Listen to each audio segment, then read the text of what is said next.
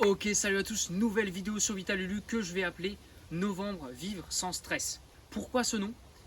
Déjà, vous avez pu voir sur Instagram, sur TikTok, j'ai publié justement le fait que je faisais le mois sans caféine.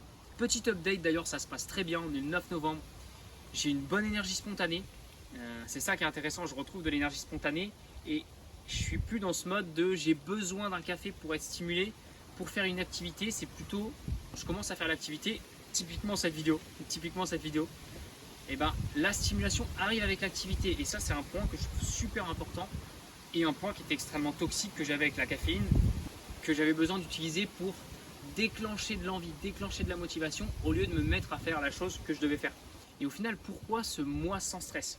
Au mois d'octobre, il se trouve que pendant 4 semaines, j'ai fait 16 cours collectifs en moyenne par semaine à Forméo à Falaise.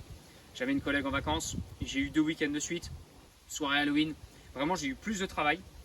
Plus de cours collectifs, donc plus de stress physique forcément. Je continuais à faire un peu de course à pied, muscu, je continuais, 3 séances par semaine. Et en plus de ça, ce que je me suis dit, c'est ok, Lucien, tu as plus de travail, donc tu as bien mérité un petit café à 15h, 16h, voire je vous avoue 17h.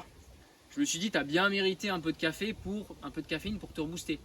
Oh, en même temps, tu enchaînes 3 cours, donc tu as bien mérité une grande bouteille d'1,5 litre d'Ice Tea avec 70 grammes de glucides pour tenir la soirée, pour rester éveillé et focus. Du sucre simple en plus, donc forcément pas la meilleure chose pour la santé. À côté de ça, je passais dans les magasins, je voyais les chocolats de Noël qui arrivaient, je me suis dit bon Lucien, t'as bien mérité une tablette de chocolat, franchement là t'es fatigué, t'as bien mérité. Donc voilà, tout simplement pour dire que je suis reparti dans une mauvaise spirale sur les habitudes. Ok, il y avait le travail en plus de stress, plus de sport, mais aussi plus de café, plus de sucre, plus d'aliments transformés. Et je suis reparti dans une mauvaise spirale, si bien que là, fin octobre, début novembre, j'étais vraiment dans un état crevé, envie de rien faire, plus de créativité, blocages mentaux. Je suis déjà quelqu'un qui a tendance à avoir des petits blocages mentaux, voilà, je le dis en caméra. Mais là, ça s'accentue avec la fatigue. Tout ça pour dire que j'étais arrivé à un niveau de fatigue important. Et c'est pour ça que je me suis dit stop, on arrête. Il faut que je diminue mes hormones de stress parce que je pense que c'est la principale raison de ma mauvaise santé ou du fait que ma santé soit fragile, mon énergie fragile. Quand je parle de santé fragile, je parle là de frilosité, de brouillard mental, voilà, comme j'ai dit, tout ce qui est moral, de digestion lente par exemple, de sentir que je suis assez ballonné après les repas, même si j'ai mangé un repas plutôt sain entre guillemets. Mais voilà, vraiment des signes que ma santé est pas au top. Donc je me suis dit stop, première chose, on va arrêter le café parce que c'est une source de cortisol très importante. Je pense qu'on s'en rend pas compte, en fait on consomme ça toute la journée comme si c'était de l'eau, mais en fait c'est littéralement des pics de cortisol, d'hormones de stress à chaque fois qu'on prend un café. Évidemment juste après on se sent bien, on est productif, mais derrière ça a un coût, c'est comme un crédit, derrière on rembourse. Donc pour ça que j'ai décidé pendant un mois d'arrêter le café. Et je me suis aussi dit qu'on pouvait aller plus loin, que je pouvais diminuer toutes mes sources de stress, et c'est ce dont je vais parler justement sur la suite de cette vidéo, parce qu'au final j'ai vraiment cette vision actuellement là pendant ce mois-ci, de faire moins, de chercher à faire moins pour avoir plus. Parce qu'en fait, j'observe toujours qu'à chaque fois dans ma vie, quand j'accélère, quand je me mets notamment à faire plus de sport, que je suis plus actif, que je suis plus productif dans ma vie, et ben des fois, c'est plutôt l'inverse qui se passe. C'est-à-dire qu'en voulant faire plus, j'obtiens moins. Donc je me dis finalement, peut-être qu'en faisant moins, je vais obtenir plus. Donc c'est de manière assez paradoxale. C'est ce qu'on appelle d'ailleurs la via negativa. Je crois que j'en ai parlé sur une vidéo.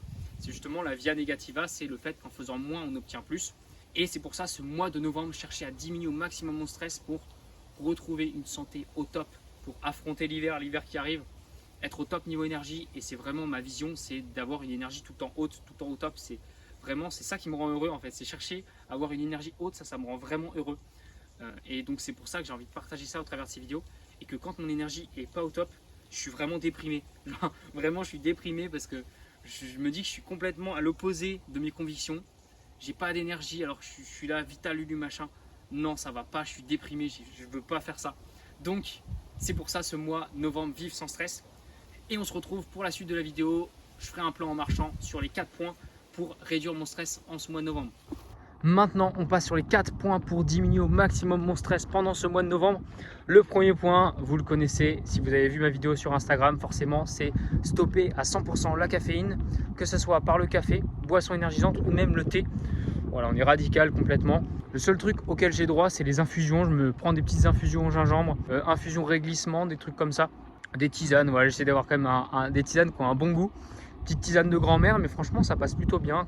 Ça fait une petite boisson chaude, c'est cool. Bref, mais bon, la calvitie de toute façon ça peut pas s'arranger, hein. Voilà, il y a un petit coup de vent. Le premier point, 0% de caféine, parce que la caféine c'est quoi? C'est des pics de cortisol, tout simplement. Et on veut limiter le cortisol.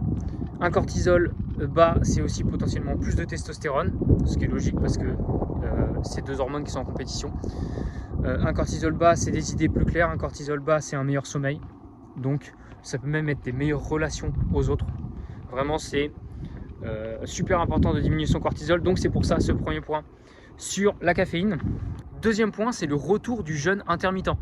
Vous allez vous dire, ouais mais Lucien, tu nous dis que le jeûne intermittent c'est pas fait pour toi, et à chaque vidéo tu nous redis c'est le retour du jeûne intermittent. Jeûne intermittent sans café, et c'est très très important.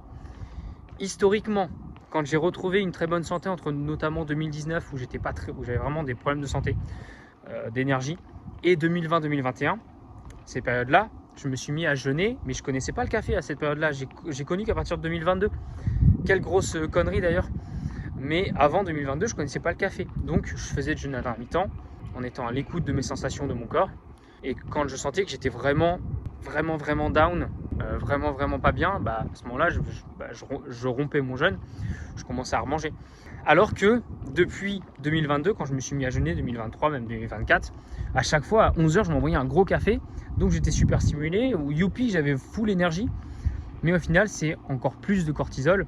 Et justement, pendant le jeûne, on veut minimiser le cortisol pour que ça soit plus efficace, pour éviter d'avoir trop de cortisol au total dans ta journée. En fait, c'est toujours une histoire de balance. Donc, je vais refaire du jeûne intermittent les jours où j'ai rien à faire, notamment des samedis matins, des dimanches matins. Refaire des jeûnes intermittents où le matin, je me dis, je fais que ça. Je fais du jeûne intermittent, je vais me balader un peu, mais j'ai pas d'objectif, genre je vais même pas faire de sport. Je me dis pas, je dois absolument faire telle chose ce matin. C'est vraiment dans ce mode, je fais juste du jeûne et j'observe les sensations de mon corps, mon énergie spontanée. Donc voilà tout pour ce deuxième point. Ok, troisième point, j'en ai parlé, je me suis mis à manger n'importe quoi.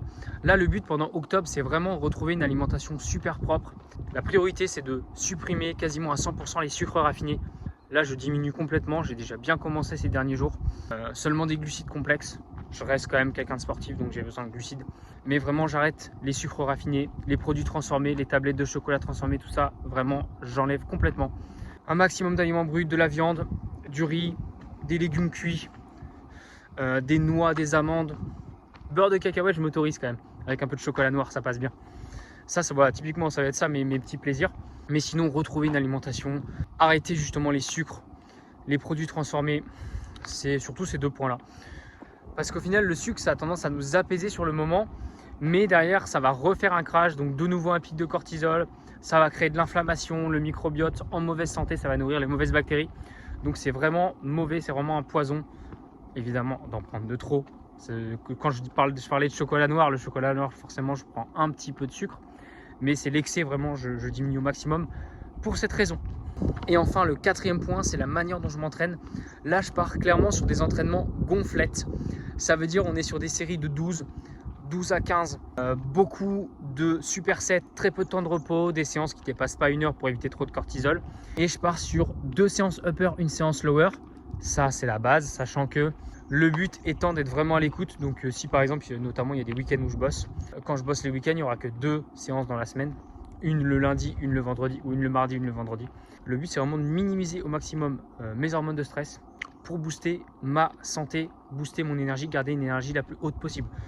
Donc voilà tout pour cette vidéo. Je vous remercie encore une fois de l'avoir suivi jusqu'au bout. Je vais essayer de faire moins de 10 minutes. N'hésitez pas à liker, n'hésitez pas à commenter et surtout à me rejoindre dans ce challenge novembre sans stress, ou du moins le mois sans café. Merci à vous d'avoir suivi cette vidéo tout simplement. Je vous dis à la prochaine sur Vitalulu pour de nouvelles vidéos et on est parti sur ce projet novembre sans stress.